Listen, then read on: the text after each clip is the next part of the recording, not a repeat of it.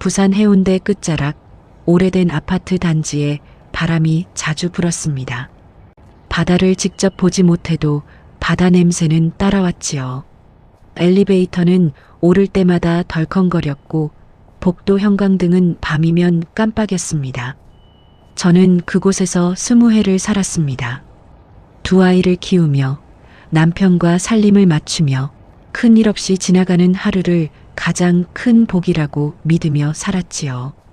저는 한지민입니다. 43. 전업주부입니다. 대단한 사람은 아닙니다. 다만 저는 기록하는 버릇이 있습니다. 아이들 예방접종 날짜, 학원비 납부일, 남편 정비소 세금 날짜 같은 것들을 메모장에 적어두지요. 그래야 마음이 덜 흔들렸습니다. 일이란 늘 갑자기 터지지만 적어둔 날짜들은 저를 붙잡아줬으니까요. 남편 한동훈은 46입니다. 해운대 근처에서 수입차 정비소를 운영합니다. 말이 많지 않고 표정도 크게 변하지 않습니다. 손이 거칠고 어깨가 넓습니다. 하루 종일 엔진 오일 냄새를 묻히고 들어오는 사람이지요. 동훈은 책임감이 없는 사람은 아니었습니다. 다만 중요한 순간에 말을 아끼는 사람입니다. 감정을 드러내는 걸 두려워하는 것처럼 보이기도 했습니다. 저희 집은 평범합니다. 아이 둘은 중학생과 초등학생입니다. 등교 시간에 늦는다는 소리로 하루가 시작되고 저녁이면 밥 뭐야? 같은 말로 하루가 끝납니다. 그 흔한 일상이 저는 좋았습니다. 지겨워도 좋았고 반복되어도 좋았습니다. 적어도 불안하지는 않았으니까요. 그런데 저희 집에는 늘 한 사람이 더 있었습니다. 시누이 강수연. 저보다 6살 많은 남편의 누나입니다. 미혼이고 혼자 삽니다. 같은 단지, 같은 동, 같은 층에 살고 있지요. 수연 언니는 집에 자주 들렀습니다. 냉장고 문을 열어보고 반찬통을 정리하고 아이들 숙제를 한 번씩 봐주는 사람이었습니다. 저는 그게 처음엔 부담스러웠습니다. 하지만 시간이 지나면서 그 부담은 익숙함이 됐습니다. 그리고 익숙함은 신뢰가 됐지요. 수연 언니는 말투가 차분합니다. 감정을 크게 드러내지 않습니다. 칭찬도 짧고 위로도 짧습니다. 그런데 행동은 늘 먼저였습니다. 결혼 첫 해 명절, 저는 전을 태워 올 뻔한 적이 있습니다. 그때 언니가 앞치마를 두르고 부엌으로 들어오더니 기름 온도를 보고 말했습니다. 불 줄여. 너무 세다. 그 말 한마디로 저는 진정했습니다. 언니는 손목을 살짝 꺾어가며 전을 뒤집었고 저는 옆에서 팔을 다졌습니다. 그때 저는 처음으로 느꼈습니다. 이 집에는 나보다 단단한 사람이 있다는 안도감을요. 아이들이 어릴 때는 더 그랬습니다. 새벽에 아이가 열이 나면 저는 손이 먼저 떨렸습니다. 엄마가 되면 강해질 줄 알았는데 저는 오히려 더 겁이 많아졌지요. 그럴 때마다 언니는 전화를 받자마자 짧게 말했습니다. 어디야? 지금 가. 그리고는 응급실로 저를 데려갔습니다. 접수창구에서 제 대신 신분증을 내밀고 수납까지 먼저 해주었습니다. 언니 고마워요.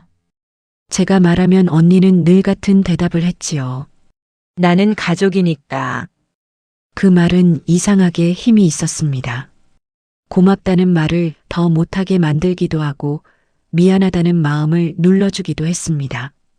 그래서 저는 언니에게 점점 더 의지했습니다. 인정하고 싶지 않았지만 그건 사실이었습니다. 남편 동우도 누나를 많이 의지했습니다. 동우는 결혼 전부터 누나 손에 컸다는 말을 여러 번 했습니다. 어머님 혼자 두 남매를 키우느라 고생했고 수연 언니가 동우를 챙기는 게 자연스러운 일이었다고요. 그래서인지 동우는 중요한 일이 있을 때면 제게 말하기 전에 먼저 누나에게 전화를 했습니다. 저는 처음엔 서운했습니다. 하지만 시간이 지나며 스스로를 설득했습니다. 남매 사이가 좋다는 건 좋은 일이야. 그렇게 말이지요. 시어머니 박정수는 75입니다. 말수가 많지 않지만 웃을 때는 아이처럼 눈이 접히는 분이었습니다. 어머님은 오래전부터 이 아파트를 소유하고 계셨습니다. 시장에서 장사를 하며 모은 돈으로 산 집이라고 들었습니다. 그래서 어머님에게 집은 단순한 재산이 아니라 평생의 증거 같은 것이었습니다. 저는 그걸 존중하려 했습니다. 며느리로서 할 수 있는 최선의 예의였지요. 그러던 작년 가을 병원에서 전화가 왔습니다. 어머님이 길을 헷갈려 같은 곳을 2번 갔다는 이야기였습니다. 처음엔 대수롭지 않게 생각했습니다. 나이 들면 그럴 수도 있으니까요.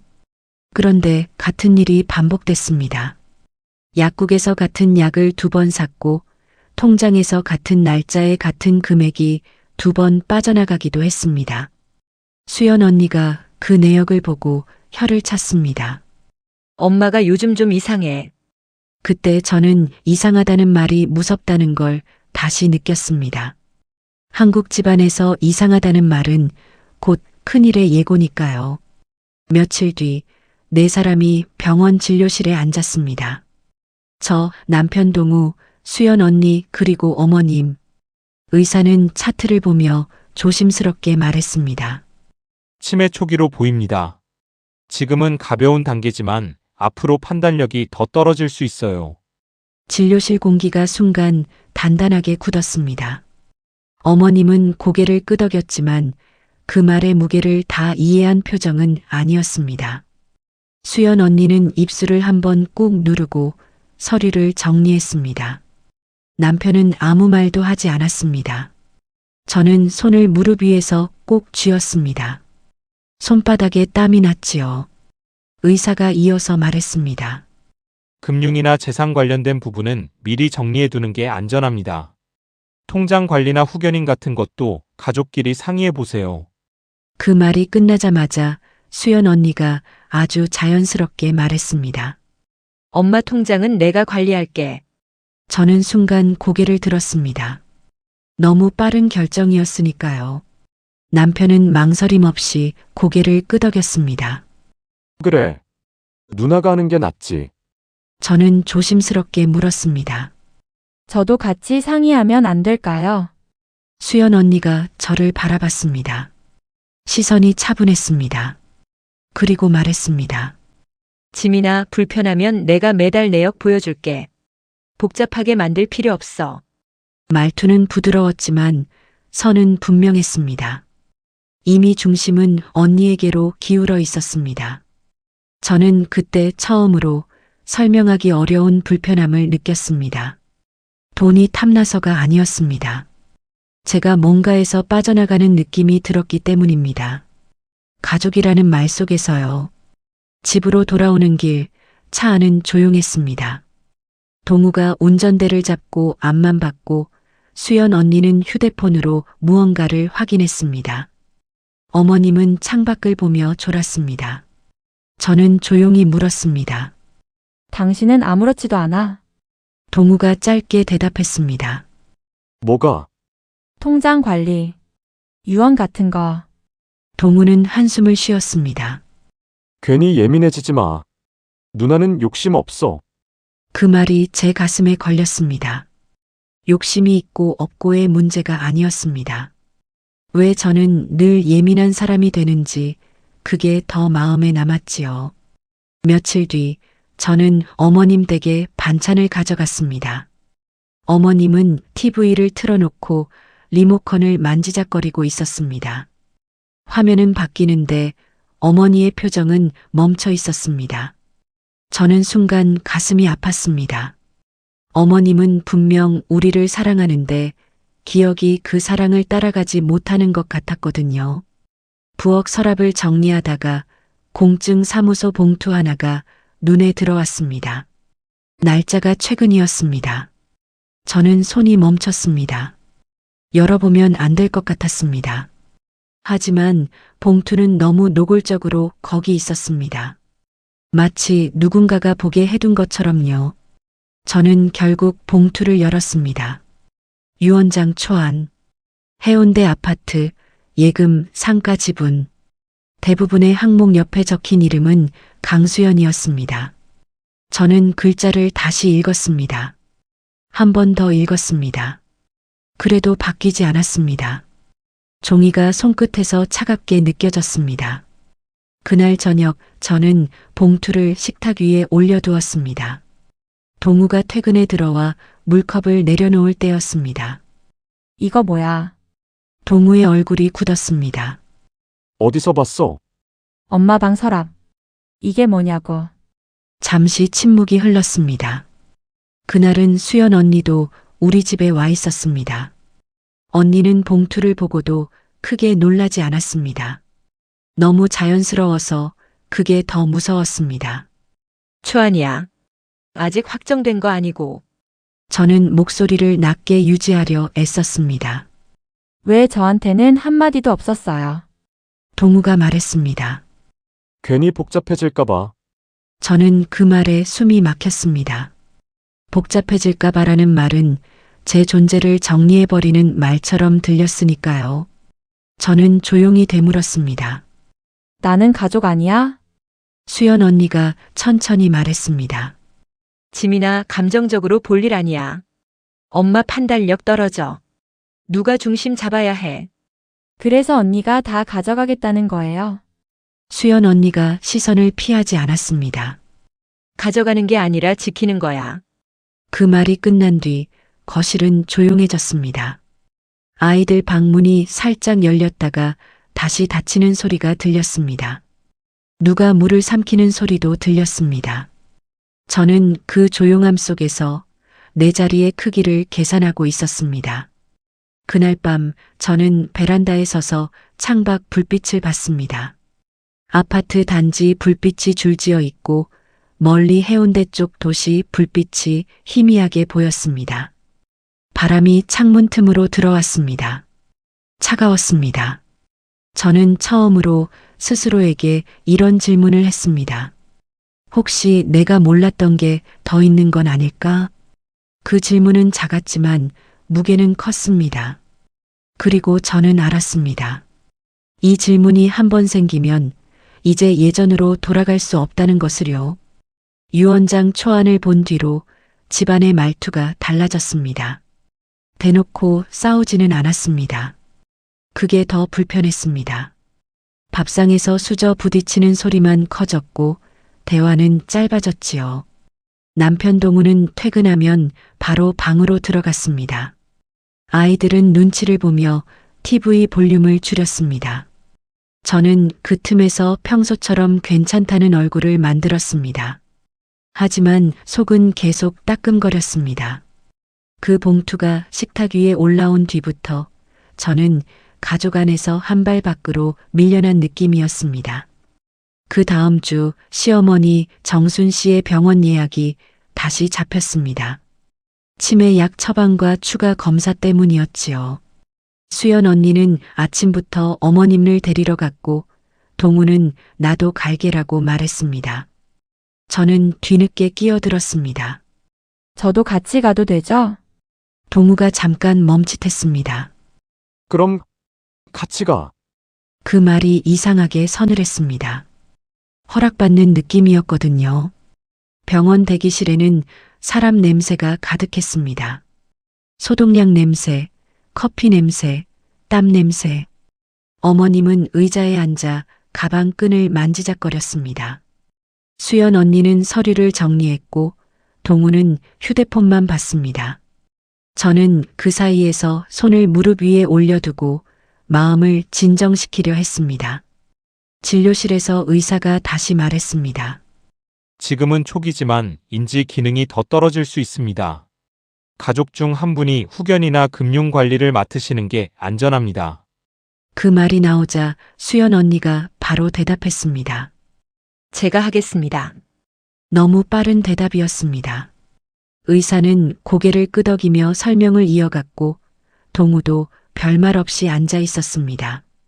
저는 결국 참지 못하고 한마디 했습니다. 선생님, 통장 관리 같은 건 가족끼리 같이 보는 게 가능하지 않을까요? 수연 언니가 제 쪽을 봤습니다. 표정은 여전히 차분했습니다.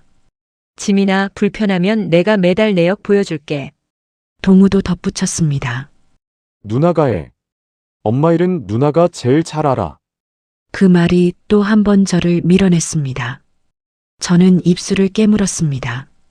엄마 일이라는 말에서 저는 항상 남이 되었습니다. 병원에서 나오자 수연 언니가 자연스럽게 말했습니다. 은행 들렀다 갈게. 위임장도 받아야 하니까. 동우가 고개를 끄덕였습니다. 그래. 내가 엄마 모시고 갈게. 저는 조심스럽게 물었습니다. 저도 같이 가면 안 돼요? 수연 언니가 대답했습니다. 은행은 오래 걸려. 너 애들 하원 시간 있잖아. 맞는 말이었습니다. 그래서 더 기분이 나빴습니다. 맞는 말로 사람을 빼놓는 게 가장 무섭거든요. 그날 저녁 저는 동우에게 다시 물었습니다. 아이들이 방에 들어간 뒤 거실 불을 반만 켜놓고요. 당신 오늘 은행에서 뭘 했어? 동우는 물을 한 모금 마셨습니다. 위임장 썼지. 엄마 통장 누나가 관리하는 걸로. 그걸 왜 나한테 말도 안 하고? 말했잖아. 누나가 한다고. 저는 목소리를 낮췄습니다. 감정이 올라오면 말이 거칠어질까 봐요. 말한 거랑 상의한 건 달라. 동우는 한숨을 쉬었습니다. 지민아, 제발 지금 엄마 아픈데 이걸로 싸우지 말자. 그 말이 늘 같은 방식으로 끝을 냈습니다. 엄마가 아프니까, 가족이니까, 싸우지 말자. 저는 조용히 되물었습니다. 나는 싸우자는 게 아니라 같이 결정하자는 거야. 동우가 짧게 말했습니다. 결정은 했잖아. 그 한마디에 제 속이 쿵 내려앉았습니다. 결정은 이미 끝났고 저는 통보만 받는 사람이라는 뜻이었으니까요. 부부 사이에 보이지 않는 벽이 완성되는 순간이었습니다. 직접적인 갈등보다 더 잔인한 결정된 통보의 서늘함이 느껴졌습니다.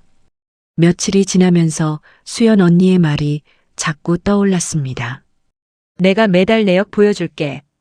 그 말은 친절해 보였지만 동시에 경계선이었습니다. 관리하는 사람과 보여받는 사람의 선. 저는 마음을 가라앉히려고 일부러 집안일에 더 몰두했습니다. 빨래를 개고 반찬을 만들고 아이들 숙제를 봐주고 학원 차량 시간까지 꼼꼼히 챙겼습니다. 그런데도 밤이 되면 생각이 다시 올라왔습니다. 유언장 초안, 통장 위임장, 왜 이렇게 빨리 진행되는 걸까? 왜 나에게는 늘 마지막일까? 저는 결국 어머님 댁에 갔습니다. 수연 언니가 없는 시간대를 골랐습니다. 어머님은 거실 소파에 앉아 TV를 보고 계셨습니다. 자막은 따라가지만 내용은 놓치는 눈빛이었지요. 어머님 요즘 어떠세요? 어머님은 저를 보고 웃었습니다. 지민이 왔나? 그 웃음이 슬펐습니다. 잠깐 뒤에는 제 이름을 놓칠 수도 있다는 뜻이니까요. 저는 조심스럽게 물었습니다. 어머님, 유언장 그거 진짜 어머님이 원하신 거예요? 어머님은 잠깐 멈췄습니다. 유언장. 수연 언니 앞으로 많이 되어 있던데요. 어머니는 미간을 찌푸렸습니다. 수연이가 알아서 한다고. 그 말이 전부였습니다. 어머님은 원한다가 아니라 알아서 한다고 말했습니다. 저는 그 차이가 무서웠습니다. 어머님 저는요? 저는 아무것도 몰라요. 어머님은 제 손을 잡았다가 금방 놓았습니다. 손의 온기가 짧았습니다. 지민아 다 잘 될 거야. 그 말이 위로가 되지 않았습니다. 바라는 말이 너무 막연해서요. 막연함은 누군가에게는 안전이지만 저에게는 불안이었습니다. 집으로 돌아오는 길, 저는 마음이 더 복잡해졌습니다. 수연 언니가 나쁜 사람이라고 확신할 수는 없었습니다. 그 사람이 우리 집을 여러 번 도와준 것도 사실이니까요. 그렇다고 그냥 믿고 넘기기에는 제 자리가 너무 작아졌습니다. 그날 밤 저는 수연 언니에게 메시지를 보냈습니다. 조심스럽게요. 최대한 공손하게요. 언니, 어머님 통장 내역 저도 같이 볼 수 있을까요? 정리하시는 방식도 궁금해요. 답장은 한참 뒤에 왔습니다. 짧았습니다. 그래. 다음에 시간 맞추자. 다음이라는 말이 또 불안했습니다. 중요한 일은 지금 진행되는데 저는 늘 다음이었습니다. 며칠 후 가족이 모인 자리에서 수연 언니가 통장 사본을 가져왔습니다. 서류가 깔끔하게 정리돼 있었고 메모도 정확했습니다. 그 모습은 믿음직했습니다. 그런데 그 믿음직함이 오히려 낯설었습니다. 너무 완벽해서 제가 끼어들 틈이 없었거든요. 제가 조심스럽게 물었습니다. 언니, 이건 왜 이렇게 옮기신 거예요? 수연 언니가 답했습니다. 엄마가 자꾸 같은 걸 2번 결제하려고 해서. 그럼 앞으로 이런 큰 결정은 동우가 말을 끊었습니다. 지민아, 누나가 잘하고 있잖아. 왜 자꾸? 그때 저는 처음으로 확실히 느꼈습니다. 저는 가족이 맞는데 팀은 아니었습니다. 저는 이 집에서 사랑받는 사람일 수는 있어도 결정권자는 아니었습니다. 저는 입을 다물었습니다. 그 자리에서 더 말하면 저는 욕심 많은 며느리가 되어버릴 게 뻔했으니까요. 한국 가족 안에서 며느리가 할 수 있는 싸움은 늘 제한적입니다. 말을 잘못하면 감정이 아니라 태도가 문제로 바뀝니다. 그날 밤 동우가 잠든 뒤에 저는 혼자 거실에 앉았습니다. TV는 꺼져 있었고 냉장고 소리만 났습니다. 저는 휴대폰 메모장을 열었습니다.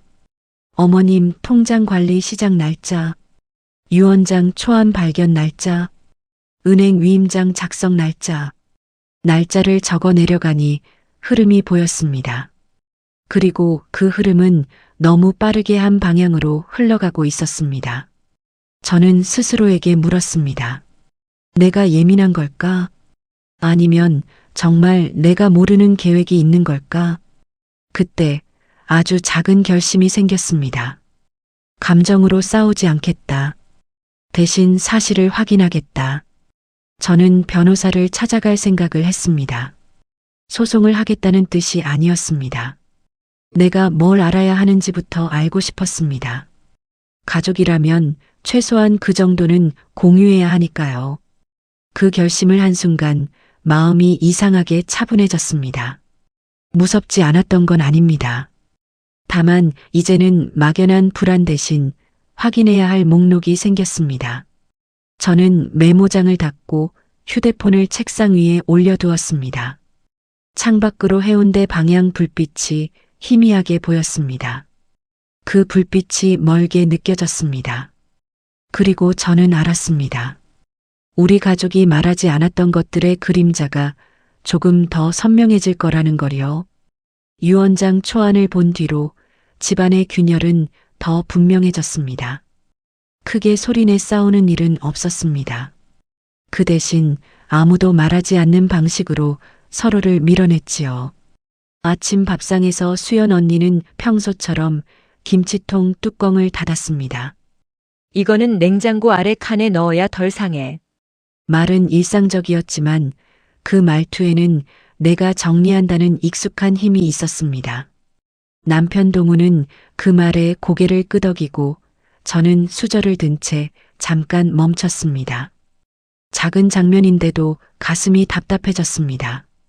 우리 집의 중심이 언제부터 저쪽으로 옮겨갔는지 알 수가 없었지요.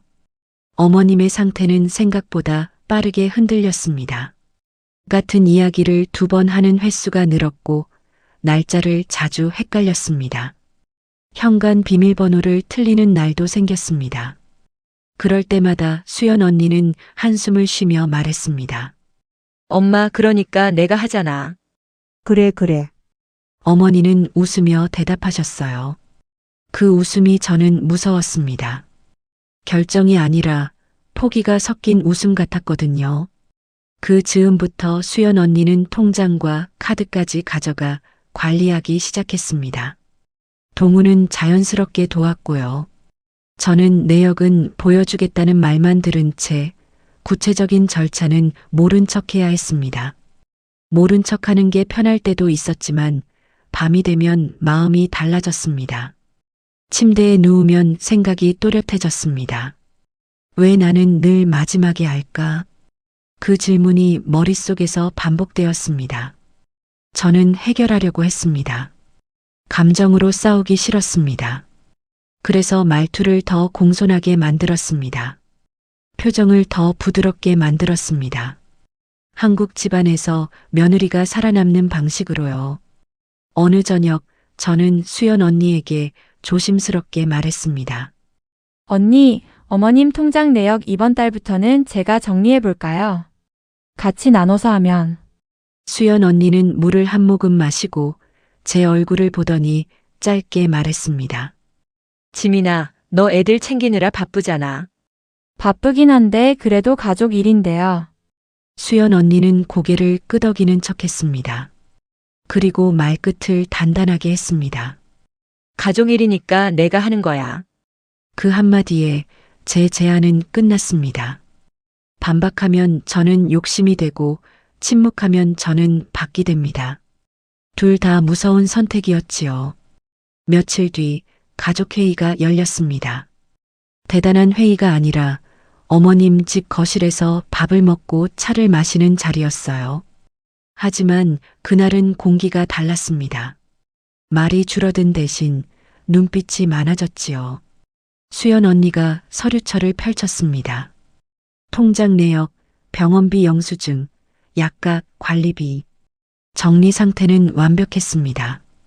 저는 순간 내가 괜히 의심했나 하는 생각을 했습니다. 그런데 바로 다음 장을 넘기는 순간 마음이 다시 딱딱해졌습니다. 어머님 명의로 된 예금 일부가 다른 계좌로 옮겨져 있었습니다. 큰 돈은 아니었지만 이동이라는 사실이 걸렸습니다. 저는 물었습니다. 목소리를 낮게요. 언니, 이 돈은 어디로 옮긴 거예요? 수연 언니는 당황하지 않았습니다. 오히려 준비된 사람처럼 말했습니다. 엄마가 같은 걸 2번 결제하려고 해서 자동이체 정리하려고 잠깐 옮겼어. 동우도 바로 거들었습니다. 지민아, 누나가 다 정리해서 더 깔끔해졌잖아. 저는 고개를 끄덕이는 척했지만 마음은 찢어졌습니다. 묻는 사람은 늘 이상한 사람이 됩니다. 왜 묻냐가 먼저 나오니까요. 그날 밤 집으로 돌아와 동우에게 말했습니다. 아이들이 샤워하고 방에 들어간 뒤였습니다. 당신, 나 진짜 이상한 사람 같아. 동우가 피곤한 얼굴로 소파에 기대었습니다. 또 시작이야? 저는 숨을 한번 고르고 말했습니다. 시작이 아니라 나는 지금까지 계속 끝에 서 있었어. 동우는 한숨을 쉬었습니다. 지민아, 엄마 아픈데 왜 자꾸 누나랑 싸우려고 해? 저는 그 말에 웃음이 나올 뻔했습니다. 저는 싸우고 싶지 않았습니다. 저는 같이 알고 싶었습니다. 나는 싸우려는 게 아니야. 그럼 뭔데? 같이 결정하자는 거야. 동우는 잠깐 말이 없었습니다. 그 침묵이 더 아팠습니다. 동우는 결국 이렇게 말했습니다. 지민아, 솔직히 누나가 하는 게 안전해. 안전해? 그래. 누나는 실수 안 하잖아. 그 말은 칭찬처럼 들렸지만 제게는 선고였습니다. 너는 실수할 수 있다. 너는 믿기 어렵다. 동우가 그런 뜻으로 말하지 않았다는 건 압니다. 하지만 제 마음은 그렇게 받아들였습니다. 그 뒤로 저는 더 조용해졌습니다. 말을 줄이면서도 속으로는 더 많이 움직였습니다. 방법은 하나밖에 없었습니다. 확인하는 것. 저는 어머니의 서류를 정리해준다는 핑계로 다시 어머니 댁에 갔습니다. 어머님은 부엌에서 물을 끓이다가 주전자를 가습을 위에 올려놓고 잊어버리기도 했습니다. 저는 그 모습을 보며 어머님이 정말로 결정할 수 있는 상태인지 더 불안해졌습니다. 어머니에게 조심스럽게 물었습니다. 어머님, 유언장 그거 어머님이 원하신 거예요? 어머니는 잠깐 멈췄습니다. 유 원장, 수연 언니 앞으로 많이 되어 있던데요. 어머니는 미간을 찌푸렸습니다. 그리고 이렇게 말했습니다. 수연이가 알아서 한다고. 저는 입술을 깨물었습니다. 원한다가 아니라 알아서 한다. 그 차이가 너무 컸습니다. 그날 저녁 저는 집에 돌아와 싱크대 앞에서 설거지를 하다가 손을 멈췄습니다. 물소리만 계속 났습니다. 접시 위 거품이 천천히 흘러내렸습니다. 저는 그 거품을 보며 생각했습니다. 이대로 가면 모든 결정은 언니가 하게 될 겁니다. 동우는 그걸 안전이라고 믿을 겁니다. 어머님은 더 흐려질 겁니다. 저는 결국 아무것도 모른 채 서명만 하게 될지도 모릅니다. 그 상상이 너무 현실적이라 무서웠습니다. 특별히 극적인 일이 아니라서 더 무서웠지요. 한국의 많은 집안에서 이런 식으로 일이 굴러갑니다. 누가 관리하고 누가 따라갑니다. 그 과정에서 가장 늦게 하는 사람이 상처를 받습니다. 저는 마지막으로 수연 언니에게 직접 물어보기로 했습니다. 다음 날 언니 집에 갔습니다. 언니 집은 늘 정돈돼 있었습니다. 신발도 각이 맞춰져 있고 식탁 위에는 아무것도 없었습니다. 정돈된 집은 정돈된 마음처럼 보이지만 때로는 숨길 공간이 많다는 뜻이기도 합니다. 제가 말했습니다. 언니, 나 솔직히 말할게요. 수연 언니는 눈을 들어 저를 봤습니다. 응. 나는 나만 모르는 게 있는 것 같아요. 수연 언니는 표정이 변하지 않았습니다. 잠깐의 침묵. 그 침묵이 답 같았습니다. 저는 다시 물었습니다. 언니, 어머님 재산 왜 이렇게 빨리 정리해요? 수연 언니는 컵을 내려놓고 말했습니다. 지민아, 지금 정리 안 하면 나중에 더 복잡해져. 그래도 나랑 동우랑 같이. 수연 언니는 단호하게 끊었습니다. 동우는 이미 알고 있어. 그 말에 제 심장이 멎는 줄 알았습니다. 입술이 말랐습니다. 뭘 알고 있어요? 수연 언니는 잠깐 시선을 피했습니다. 그게 처음이었습니다. 늘 흔들리지 않던 사람이 흔들리는 순간이었지요. 하지만 수연 언니는 끝내 말을 바꾸지 않았습니다. 지민아, 너는 너무 늦게 알면 더 힘들어. 그 말이 저는 더 무서웠습니다. 늦게 알면, 그러면 이미 늦은 게 있다는 뜻이니까요. 저는 언니 집에서 돌아오며 계단을 천천히 내려왔습니다. 손이 떨려서 엘리베이터 버튼을 제대로 누르지 못했습니다. 집에 들어와도 아이들의 웃음소리가 멀게 들렸습니다. 저는 거실에 앉아 가방 속 메모장을 꺼냈습니다. 그리고 날짜를 적기 시작했습니다. 어머님 진단 날짜, 유언장 초안 발견 날짜, 통장 위임장 처리 날짜, 계좌 이동 날짜, 날짜를 적고 나니 흐름이 보였습니다. 그리고 그 흐름이 너무 매끄러웠습니다. 마치 오래전부터 준비된 것처럼요. 그날 밤 저는 잠들지 못했습니다. 옆에서 동우는 코를 골며 잤습니다. 저는 천장을 보며 생각했습니다. 동우가 알고 있었다면 나는 뭘 몰랐던 걸까? 이 위기를 어떻게 극복할까? 말로 풀 수 있을까? 가족이라는 이름으로 다시 묶일 수 있을까? 답은 없었습니다. 다만 한 가지는 분명해졌습니다. 확인하지 않으면 저는 끝까지 바깥에 서게 될 겁니다. 저는 조용히 침대에서 내려와 거실로 나갔습니다. 휴대폰을 켜고 검색창에 단어를 입력했습니다. 등기부 등본 조회, 부동산 담보대출 확인, 후견인 절차. 화면에 글씨가 선명했습니다. 그 선명함이 이상하게 위로가 됐습니다. 감정은 흔들리지만 기록은 흔들리지 않으니까요. 저는 그 밤에 작은 결심을 했습니다. 누구를 공격하려는 게 아닙니다. 누구를 무너뜨리려는 것도 아닙니다. 그저 내가 가족이라면 가족의 진실을 알 권리가 있다고 믿기로 했습니다. 그리고 저는 그 진실을 확인하려고 한 발 내디딜 겁니다. 그 발걸음이 어떤 폭풍을 불러올지 모르지만요. 보여주는 거 말고요. 같이 보는 거요. 다음에 보여줄게. 언니가 잘하는 건 알아요. 그래서 더요. 나도 배우고 같이 하고 싶어요. 네, 그건 저도 같아요. 이건 병원비, 이건 약값, 이건 관리비 자동이체 정리. 그럼 앞으로도 이렇게 옮길 때는 네, 제가 후보 몇 개 적어 올게요. 응. 해결이 아니라 혼자 알아서 하는 거였어. 몰랐던 게 아니라 안 보려고 했던 거야. 저도 솔직히 겁나요. 맞아요. 언니, 이 근저당 이건 뭐예요? 이건 나중에 셋이 따로 얘기해요. 어머니, 앞으로 더 자주 올게요. 내일 저녁에 셋이 다시 얘기해요. 오해가 아니라 확인이야. 이제는 그게 우리가 지켜야 하는 방식이잖아. 다음 날 저녁 수연 언니는 약속 시간보다 조금 일찍 왔습니다. 장바구니는 없었습니다. 손에는 얇은 서류 봉투 하나만 들고 있었지요.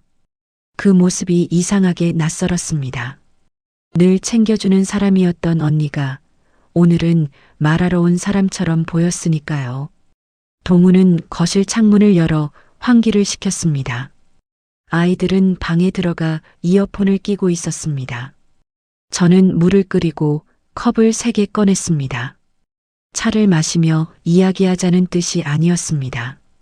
그저 집안 분위기를 조금이라도 덜 날카롭게 만들고 싶었지요. 셋이 식탁에 앉았습니다. 언니가 봉투를 식탁 가운데에 놓았습니다. 손끝이 아주 조금 떨렸습니다. 그 작은 떨림을 저는 봤습니다. 처음으로 언니도 두려워할 수 있는 사람이라는 걸 느꼈습니다. 제가 먼저 말했습니다. 언니, 어제 그 등기부 근저당. 그거 설명해 주세요. 수연 언니는 고개를 끄덕였습니다. 응. 설명할게. 동우가 입술을 깨물었습니다. 저는 동우가 무슨 말을 하기 전에 손바닥으로 조용히 제지했습니다.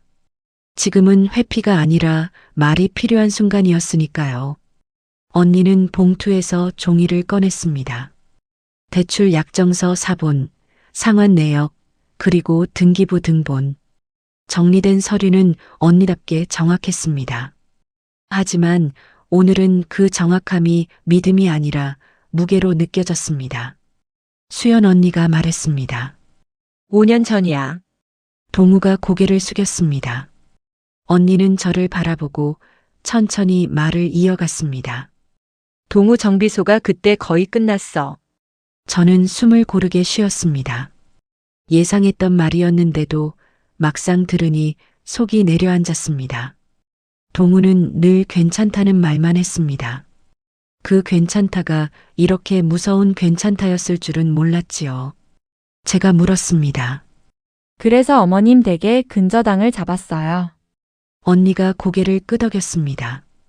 그래. 저는 목소리를 낮췄습니다. 왜요? 왜 그런 걸 나한테는 말도 안 하고. 동우가 그제야 입을 열었습니다. 지민아, 제가 바로 바라봤습니다. 동우는 눈을 피하지 못했습니다. 말하면 너 무너질까봐. 그 말이 가장 아팠습니다. 저를 걱정했다는 말인데 결국 저를 믿지 않았다는 뜻이니까요. 수연 언니가 대신 말했습니다. 지민아, 그때 너희 둘 키우고 있었잖아. 집이 무너지면 애들도 무너져. 그래서 나를 빼고 결정했어요. 언니는 잠깐 입술을 눌렀습니다. 그때는 빨리 막아야 했어. 동우가 낮게 말했습니다. 정비소가 부도나면 우리 집도 날아갈 상황이었어. 누나가 아니었으면 저는 물었습니다. 아니었으면 뭐. 동우는 힘없이 답했습니다. 우린 끝이었어. 그 말이 사실이라는 건 동우의 어깨가 말해주고 있었습니다. 그 사람은 자존심이 강한 편입니다. 그런 사람이 끝이었다라는 말을 꺼낼 정도면 정말 끝이 보였던 겁니다. 저는 차갑게 묻지 않으려고 애썼습니다. 하지만 감정은 어쩔 수 없이 올라왔습니다. 저는 목소리를 떨지 않게 조절하며 말했습니다. 그럼 유원장 초안은요? 수연 언니가 잠깐 멈췄습니다. 그리고 아주 솔직하게 말했습니다. 그건 안전장치였어. 무슨 안전장치? 엄마 집이 다시 위험해지지 않게. 언니는 시선을 내리깔고 덧붙였습니다. 대출 상환은 내가 계속했어. 그런데 만약에 혹시라도 동우가 또 넘어지면 그땐 진짜 다 무너질 수 있잖아. 저는 서류를 보았습니다. 상환 내역에는 분명히 언니 이름으로 빠져나간 돈이 있었습니다. 월세처럼 규칙적으로요. 그 규칙성이 더 슬펐습니다. 언니는 혼자서 5년을 갚았던 겁니다. 혼자서 욕먹을 준비를 하면서요. 제가 조용히 물었습니다. 언니는 왜 그런 걸 혼자 했어요? 수연 언니는 바로 대답하지 못했습니다. 평소라면 깔끔한 문장으로 정리했을 사람이 오늘은 말이 느렸습니다. 나는 누군가는 해야 된다고 생각했어. 왜 언니가? 언니는 씁쓸하게 웃었습니다. 내가 제일 덜 잃을 것 같아서. 그 말에 제 가슴이 묵직해졌습니다. 언니는 미혼이고 혼자 살고 자기 인생을 자기 힘으로 버텨온 사람입니다. 그래서인지 희생도 자기 몫이라고 생각해버린 겁니다. 가족 안에서 그런 역할을 맡으면 결국 가족 안에 있어도 외로워집니다. 동우가 고개를 들었습니다. 눈이 조금 젖어 있었습니다. 누나 나 미안해. 수연 언니가 단호하게 말했습니다. 미안하면 똑바로 살아. 언니의 말투는 차가웠지만 그 안엔 절박함이 있었습니다. 동우가 무너지면 언니의 5년도 같이 무너지니까요. 저는 천천히 말했습니다. 언니, 저는 돈 때문에 화난 게 아니에요. 언니가 제 얼굴을 봤습니다. 저는 이어 말했습니다. 저는 나만 몰랐던 게 화가 났어요. 동우가 고개를 숙였습니다. 언니의 눈빛이 잠깐 흔들렸습니다. 나를 가족이라면서. 저는 말을 고르듯 천천히 덧붙였습니다. 근데 가족이면 같이 알아야 되는 거잖아요. 같이 욕먹어야 되는 거잖아요. 그 말이 공기 속에 잠깐 걸렸습니다. 동우는 숨을 내쉬었고 언니는 손가락으로 컵 테두리를 한번 쓸었습니다. 침묵이 길었습니다. 하지만 그 침묵은 싸움의 침묵이 아니라 정리의 침묵이었습니다. 수연 언니가 결국 말했습니다. 너도 나를 악역으로 보고 싶었지. 저는 고개를 천천히 끄덕였습니다. 솔직히요. 그랬어요. 언니가 짧게 웃었습니다. 그럼 됐다. 왜요? 악역이 필요했으니까. 그 말은 농담처럼 들렸지만 농담이 아니었습니다. 언니는 정말로 악역을 맡아버린 사람이었습니다. 가족을 지키려고요.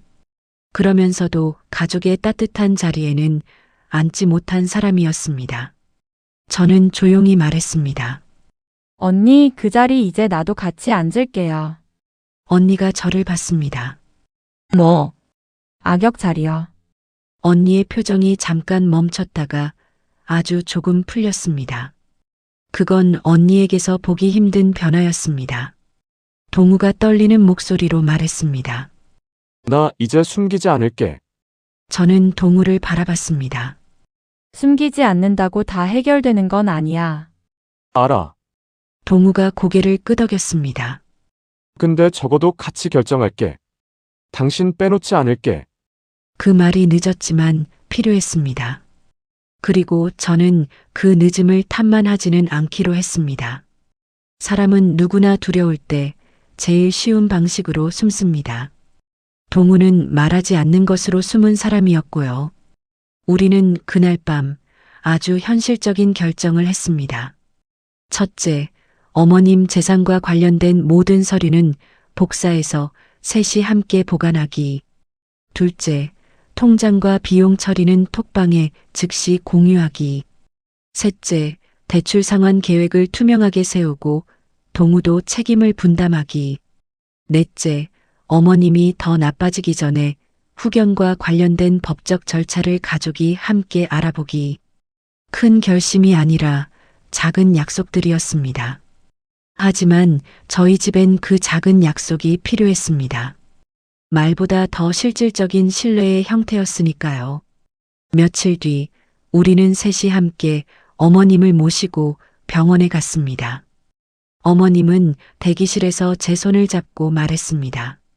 지민아, 너 요즘 얼굴이 좋아졌네. 저는 웃었습니다. 어머님, 저도 이제 같이 할게요. 어머니는 무슨 뜻인지 다 알지 못해도 고개를 끄덕였습니다. 그 고개 끄덕임이 저는 위로가 됐습니다. 수연 언니는 병원 접수대를 보며 말했습니다.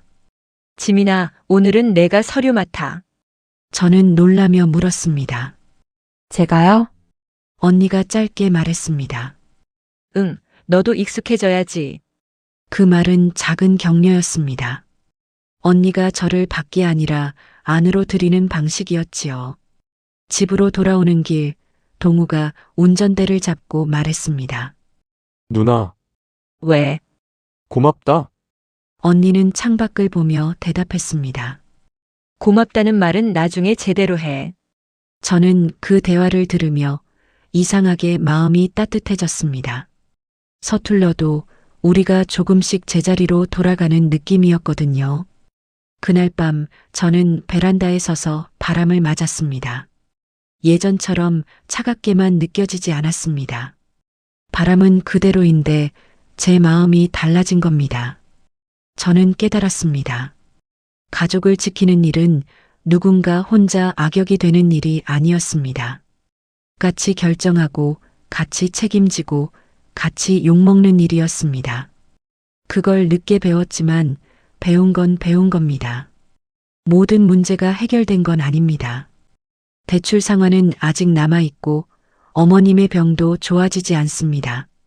앞으로도 힘든 날이 올 겁니다. 하지만 이제는 적어도 제가 모르는 일은 줄어들 것입니다. 그리고 그건 제게 큰 희망이었습니다. 마지막으로 저는 수연 언니에게 문자 하나를 보냈습니다. 길게 쓰지 않았습니다. 언니는 긴 문장을 좋아하지 않으니까요. 언니, 오늘 고마웠어요. 이제는 같이 할게요. 언니에게서 답장이 왔습니다. 역시 짧았습니다. 그래, 같이 하자. 그 두 문장이 제겐 결말이었습니다. 완벽한 화해는 아니어도 적어도 우리는 같은 방향을 보기 시작했습니다. 그리고 저는 조용히 확신했습니다. 가족을 무너뜨린 건 돈이 아니라 침묵이었고, 가족을 다시 세우는 건 사랑이 아니라 공유라는 것을요.